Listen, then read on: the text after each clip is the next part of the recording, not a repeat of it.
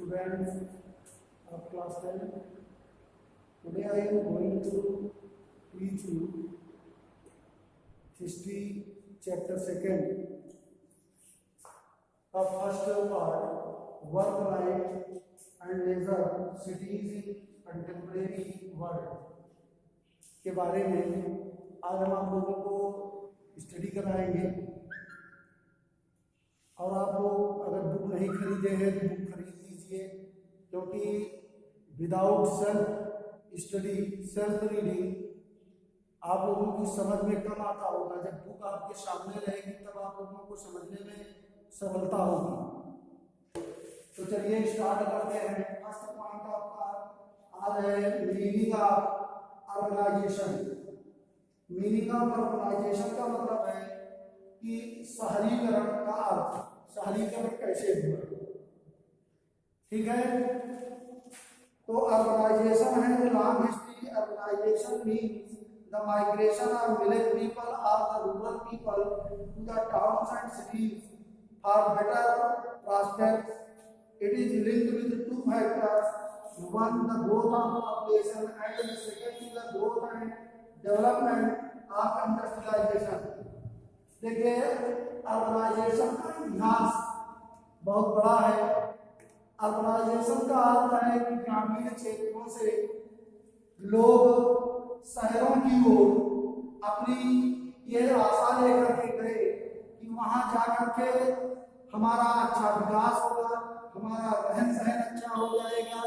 इस उद्देश्य के साथ हमारे ग्रामीण क्षेत्र के लोग शहरों की ओर पलायन किए। माइग्रेशन मीन्स होता है प्रवास या एक स्थान से दूसरे स्थान पर जाना। समझ गए? It is linked with two factors, one the growth of population. पहला तो इसका कारण था कि जनसंख्या वृद्धि, and the second the growth of development of industrialisation. और दूसरा कारण है कि शहरों में औद्योगिकरण का विकास हुआ, जहां उन्हें अच्छे कार्य करने की आशा जागृत हुई उन्हें कि हम शहर की ओर पलायन करेंगे, शहर जाएंगे तो वहां हमें काम मिलेगा, जिससे हमारी आर्थिक स्थिति में सुधार होगा। इन सभी उद्देश्यों के साथ ग्रामीण अंचल के लोग शहरों की ओर पलायन किए। The cities and towns have existed from the ancient times, but it is difficult to say that when did the first city form or create। शहर और नगर प्राचीन समय से बने हैं, लेकिन यह कहना कठिन है कि पहला शहर का उद्भव या शहर की उत्पत्ति कब हुई। तो most of the towns and city first appeared along the river valley। We have the examples of Indus Valley civilization, Mesopotamian civilization, the Egyptian civilization, and the Chinese। They all developed in the river valleys as they provided good environment for the agriculture, where these places could develop because of an increase in food supplies, and it would support a wide range of non-food producers। अधिकांश नगर और शहर सर्वप्रथम नदी घाटी के किनारे पर दिखाई पड़े। जैसा कि हम जानते हैं, हमारे पास उदाहरण के स्वरूप में Indus valley civilisation, Mesopotamian civilisation, Egyptian civilisation और चाइनीज सिविलाइजेशन आदि नदियों के किनारे पर बसे। उन्होंने वहां नए नए नगरों को विकसित किया, जिससे कि उन्हें अच्छा कृषि के लिए अवसर प्राप्त हुआ, वहां अच्छे वातावरण प्राप्त हुए और वहां पर उन्होंने अपना विकास किया। Because of an increase food supply, और जिसके कारण उन्हें अधिक मात्रा में भोजन के वितरण की भी समस्या से निजात प्राप्त हुई। तो इस प्रकार से ये स्थान विकसित हुए थे। कहाँ विकसित हुए थे? इन द रिवर वैली, नदी घाटियों के किनारे पर, along the रिवर वैली। तो ऐसा अनुमान किया जाता है कि शहरीकरण सबसे पहले नदी घाटियों के किनारे ही शुरू हुए, उनके उद्भव हुए। तो सेकंड पॉइंट हम बोलते हैं industrialisation and rise of modern city in England. England में औद्योगिकरण और आधुनिक शहरों का उद्भव या विकास। Industrialization and life. Industrialization that started in Britain became the first center of urbanization. औद्योगिकरण जो ब्रिटेन में शुरू हुआ वह शहरीकरण का प्रथम केंद्र बना।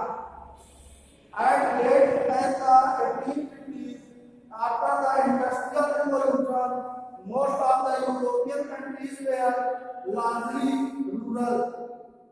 माने 1950 के पहले का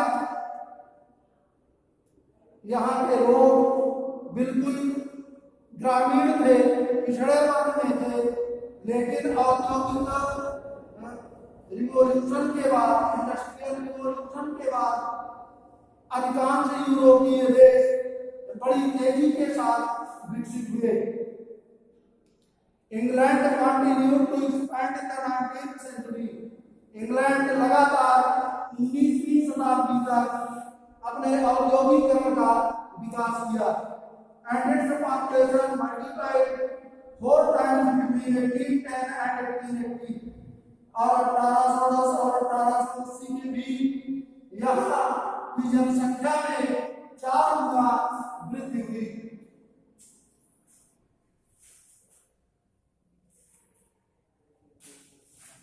Understood? And by the 10th century it crossed 7 million। और 10वीं शताब्दी के दौरान या 10वीं शताब्दी से यहाँ 7 मिलियन की जनसंख्या को पार कर गया। With the spread of industrialization in European countries, the urbanization also developed। औद्योगिकरण के विस्तार के कारण यूरोपीय देशों में शहरीकरण का भी विकास हुआ। एंड यूनाइटेड स्टेट्स दो was later started in this regard, the urbanization was faster। United state में यद्यपि विलंब से इसकी शुरुआत हुई, लेकिन वहां पर शहरीकरण क्षेत्र बड़ी तेजी के साथ विकसित हुए। And picked up and progressed very fast. और इसकी शुरुआत बड़ी तेजी से हुई तथा यहाँ पर बहुत तेजी के साथ शहरीकरण का भी उद्भव हुआ। An important development started taking place around the Second World War। दूसरे विश्व युद्ध के बाद एक महत्वपूर्ण विकास की शुरुआत हुई। This was the growth of suburbs, which may be defined as a built area of small pockets of the dwelling adjoining large cities or urban centers। कहने का मतलब है कि suburbs का मतलब है उपनगर, और इस प्रकार से यहाँ पर उपनगरों का विकास हुआ था जो छोटे छोटे विकसित क्षेत्रों के रूप में वर्णित किया जाता है। Industrialisation has made tremendous changes in the organisation of modern times. औद्योगिकरण आधुनिक समय के शहरीकरण में एक अद्भुत ट्रेमेंडस चेंज माने एक विलक्षण परिवर्तन लेकर आया था। In the middle of the 19th century, most of the western countries were still largely rural. 19वीं शताब्दी के मध्य में अधिकांश पश्चिमी देश अभी भी बड़ी मात्रा में देहाती रूप में थे या ग्रामीण अंचल के रूप में थे। तो कहने का मतलब है इंडस्ट्रियलाइजेशन के कारण शहरों का विकास बड़ी तेजी के साथ हुआ और हमारे ग्रामीण अंचल के लोग शहरों में गए। वहां के औद्योगिकीकरण के द्वारा उन्होंने भी आर्थिक रूप से अपने आप को मजबूत किया तथा वहां का विकास अधिक तेजी के साथ हुआ। It is not possible to define the causes of the origin and development of cities. कह रहा है इसके उद्गम यानी उत्पत्ति और विकास के कारणों को संभावित रूप में वर्णित नहीं किया जा सकता है। कहने का मतलब है कि शहरों का उद्गम उत्पत्ति कब हुई यह कहना एक कठिन कार्य है। यह कहना निश्चित समय बताना असंभव है। तो चलिए हम no single factor can be responsible for the development और ऑरिजिन ऑफ सिटीज। कोई भी एक कारण जो है वो शहरों की उत्पत्ति के लिए या विकास के लिए उत्तरदायी नहीं हो सकता है। एवरी सिटी है its own history which is peculiar by development. प्रत्येक शहरों की अपना स्वयं का इतिहास होता है जिसके कारण वह विशेष रूप से या असामान्य परिस्थितियों में विकसित हुआ। But broadly speaking the industrial revolution, commercial and agricultural revolution formed the basis of the growth of cities, aided with means of transportation and communication। लेकिन बड़े रूप में हम यही बोल सकते हैं, यही कह सकते हैं कि औद्योगिक रिवॉल्यूशन के कारण व्यापार वाणिज्यिक व्यवसाय बढ़ने के कारण तथा कृषि क्षेत्र में अभूतपूर्व रिवॉल्यूशन के कारण, आंदोलन के कारण हमारे शहरों का विकास हुआ और इसमें ट्रांसपोर्टेशन और कम्युनिकेशन ने भी बहुत सहयोग किया। ट्रांसपोर्टेशन का मतलब है कि जो हमारे उद्योगों में वस्तुएं तैयार होती थी, चाहे वो खाने पीने की चीजें हों, चाहे दैनिक उद्योग की चीजें हों, उन्हें एक स्थान से दूसरे स्थान पर भेजने की सुविधाओं में भी शहरीकरण के विकास में विशेष सहयोग किया। एंड कम्युनिकेशन क्या है? संचार माध्यम। हम आज देख रहे हैं कि हम यहाँ उत्तर प्रदेश या भारत में हैं तो हम किसी अन्य देश में अपने लोगों से, अपने व्यवसायियों से, अपने व्यापार मंडल से हम कहीं भी बैठे हों और बातचीत सुगमता से कर सकते हैं, अपने व्यापार को बढ़ावा दे सकते हैं। तो इस तरह से ट्रांसपोर्टेशन एंड कम्युनिकेशन ने भी शहरीकरण को गति देने में एक विशेष भूमिका अदा की। Political and cultural factors play a decisive role in the development of cities. Decisive का मतलब होता है निर्णायक भूमिका। तो राजनैतिक तथा सांस्कृतिक कारकों ने भी शहरों के विकास में एक निर्णायक भूमिका अदा की। तो इस प्रकार से आपने पढ़ा कि industrialisation and the rise of modern city in England किस प्रकार से हुए। Now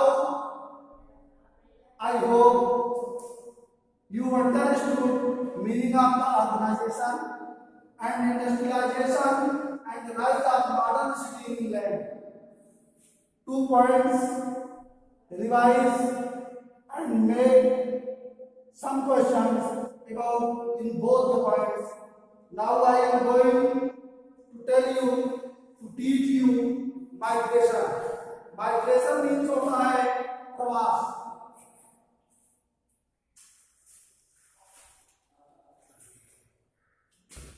Urbanization is a process that has taken place at a large scale due to various reasons.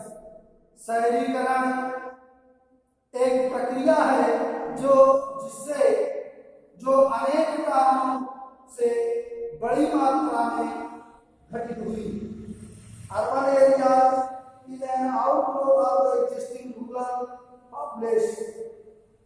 In fact, the cities could grow only because of the flocking of a large number of unskilled laborers from the village. वास्तव में शहर ग्रामीण अंचल से बड़ी मात्रा में अकुशल मजदूरों के संगठित होने के कारण ही विकसित हो सके. माइग्रेशन इज वारियस काइंड, माने प्रवास अनेक प्रकार के थे. Most common is the migration of peasants and villagers to town in search of work, compelled by their miserable conditions and attracted by the temptation of the city life. अधिकांश प्रवासी जो थे उनमें किसान और ग्रामीण थे जो शहरों में काम की खोज में गए तथा उन्होंने ये आशा रखी कि हमारी जो दयनीय स्थिति है वहां जाने पर हम काम करके अपनी स्थिति में सुधार कर सकेंगे. And attracted by the temptation of the city life, और उन्हें प्रवास के लिए एक विशेष कारण ये बना कि ग्रामीण अंचल के लोग शहरी जीवन के आकर्षण में आकर शहरों की ओर पलायन किए. Now another kind of migration is country to country migration. दूसरे प्रकार का यह प्रवास जो था वो एक देश से दूसरे देश में जाने का था. A large number of people go to USA or Europe or Middle East countries for higher education and jobs and settle down in these countries.